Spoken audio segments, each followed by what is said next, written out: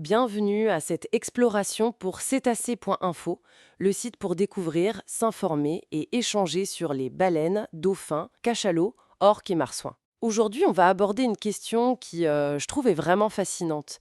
Comment font les cétacés pour dormir en plein océan? C'est quand même un sacré défi, bien différent de ce qu'on connaît sur Terre. Ah oui, tout à fait. Leur adaptation au sommeil, c'est quelque chose d'assez remarquable, vraiment unique dans le monde animal. Ils ont développé des stratégies assez incroyables pour pouvoir se reposer tout en survivant dans l'eau. Alors justement, comment ça marche concrètement? On entend parfois cette expression un peu bizarre, qu'ils dorment d'un seul œil. C'est vrai ça? Oui, oui, c'est exactement ça. C'est ce qu'on appelle le sommeil lent unihémisphérique. En gros, une moitié du cerveau va se mettre au repos, en sommeil lent, pendant que l'autre moitié, elle, reste bien active, bien vigilante. Et du coup, l'œil qui est du côté de l'hémisphère endormi, il se ferme.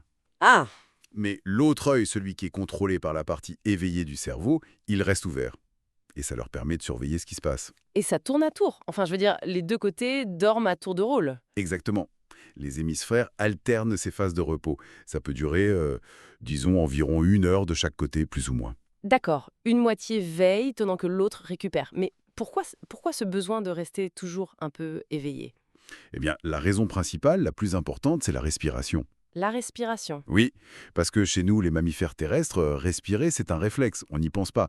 Mais chez les cétacés, c'est un acte volontaire. Ah oui, c'est vrai. Ils doivent décider consciemment de remonter à la surface pour ouvrir leur évent et prendre de l'air.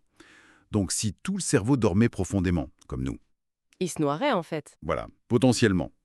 L'hémisphère qui reste actif gère ça. La décision de remonter, le contrôle musculaire pour nager vers la surface, l'ouverture de l'évent, tout ça. C'est fou comme contrainte, hein.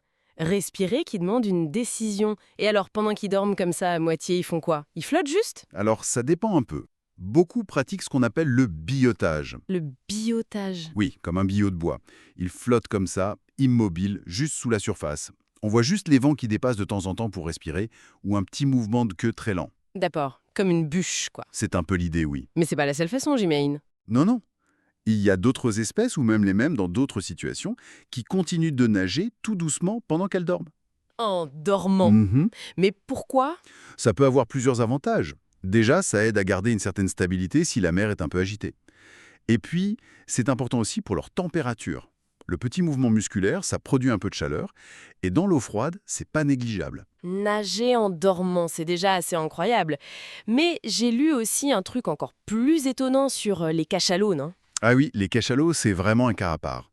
Eux, ils adoptent une position verticale. Vertical. Comment ça? Oui, oui, la tête en haut, complètement immobile, juste sous la surface. On dirait d'immenses bouteilles ou des flotteurs géants verticaux. Mais c'est incroyable. Et souvent, ils font ça en groupe. Ils se mettent tous ensemble, comme ça, à la verticale. On appelle ça des dortoirs de cachalots. L'avantage, c'est que leur évent, qui est tout à l'avant de leur tête, est très proche de la surface. Ça minimise l'effort pour venir respirer. C'est une image saisissante. Vertical. Je n'en reviens pas. Du coup, leur sommeil, il est très différent d'une autre, beaucoup plus morcelé, j'imagine, hein? Oui, complètement. C'est pas du tout un long bloc de sommeil. Ils dorment par petits bouts. Les dauphins, par exemple, on estime qu'ils dorment environ 8 heures par jour au total. Mais c'est réparti en plein de petites siestes, peut-être moins d'1 heure à chaque fois. D'accord.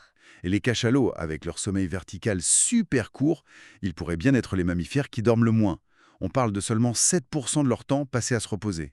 Si peu! Oui, et ce sommeil n'est pas forcément lié au cycle jour-nuit comme nous. C'est plutôt en fonction des opportunités, de la nourriture, de l'absence de danger. Donc si on récapitule les avantages, il y a la respiration, bien sûr, mais quoi d'autre? Pourquoi ce sommeil si spécial?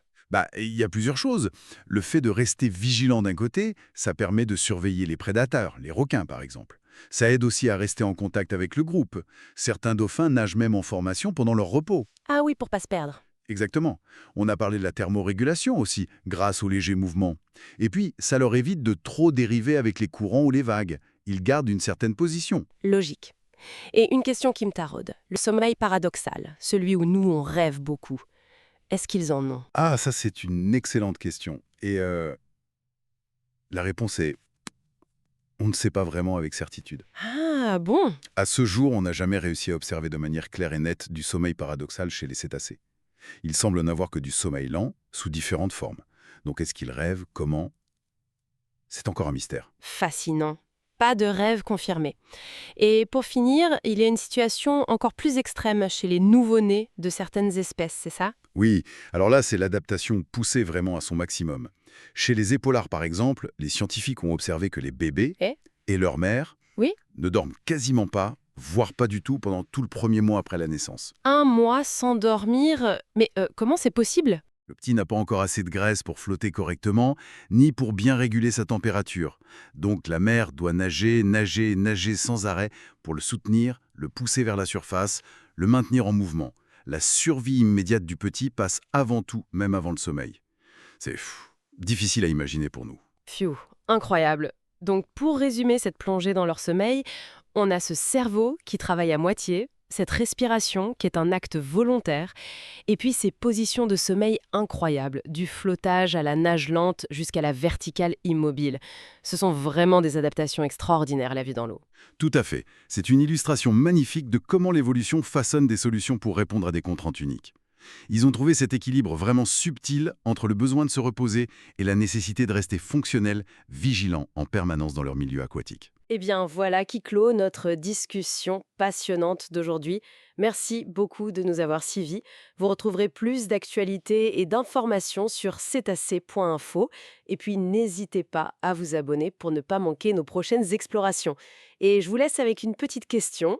Si une partie de leur cerveau reste toujours active, même pendant le repos, comment est-ce que ça peut bien influencer leur perception du monde, leur conscience, même endormie? À méditer.